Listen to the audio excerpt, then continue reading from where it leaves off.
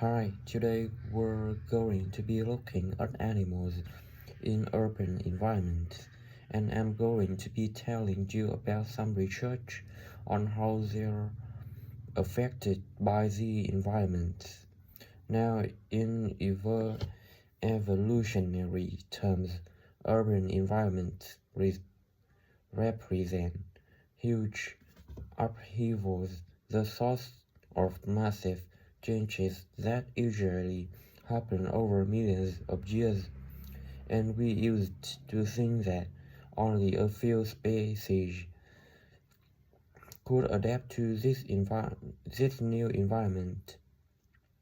One species, which is well known as being highly adaptable, is a crab, and, and there been various studies about how they manage to learn new skills.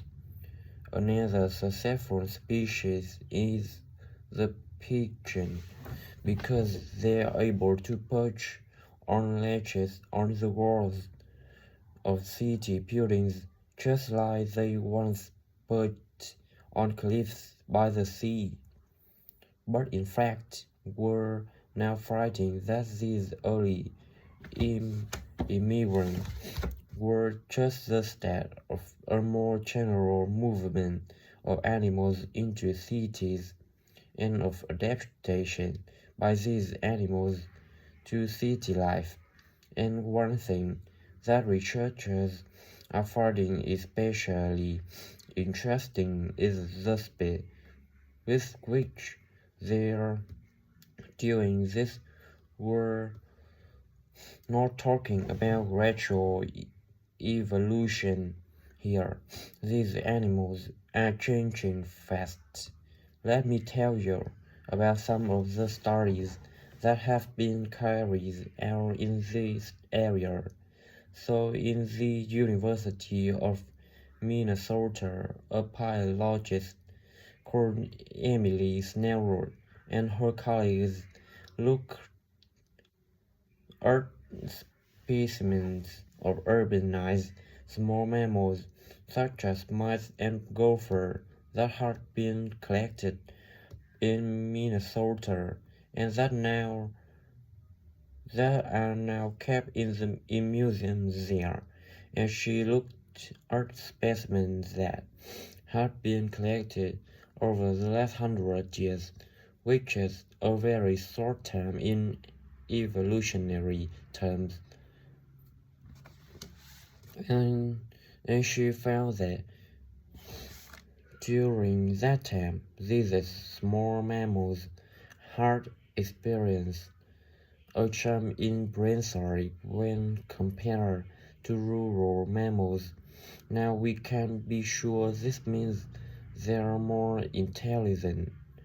But since the size of other parts of the body didn't change, it does suggest that something cognitive was going on, and Snellroth thinks that this change might reflect the cognitive demands of adjusting to city life, having to look in different places to thrive. For example, and coping with a whole new set of dangers.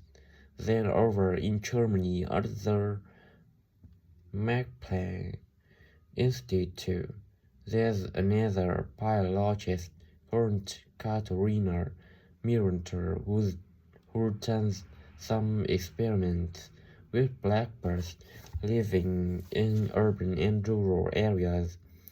And she's been looking not at their anatomy, but at their behavior.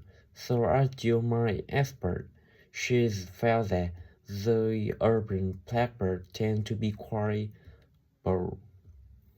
They they're prepared to face up to a lot of threats, and that could frighten away their country counterparts.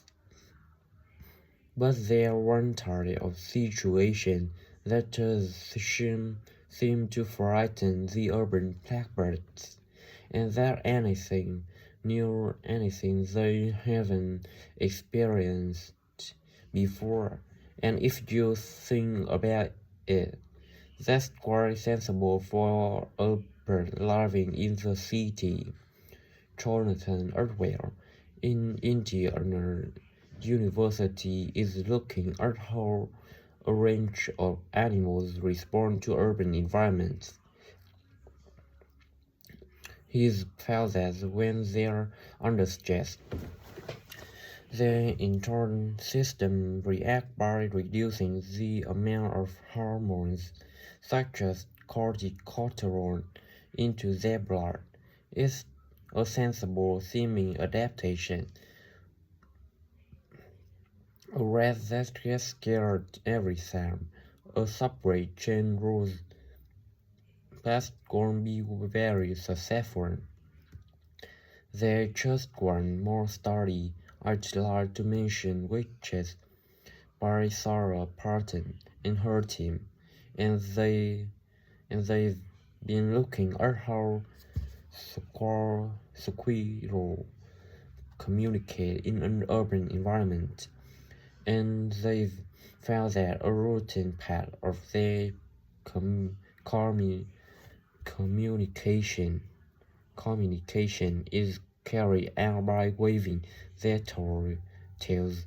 You do also see this in the country, but it's much more prevalent in cities, possibly because it's effective in a noisy environment. So what are the long-term implications of this? One possibility is that we may see completely new species developing in cities, but on the other hand, it's possible that not all of these adaptations will be permanent. Once the animals are accustomed to its new environment, it may no longer need the feature it's developed. So now we've had a look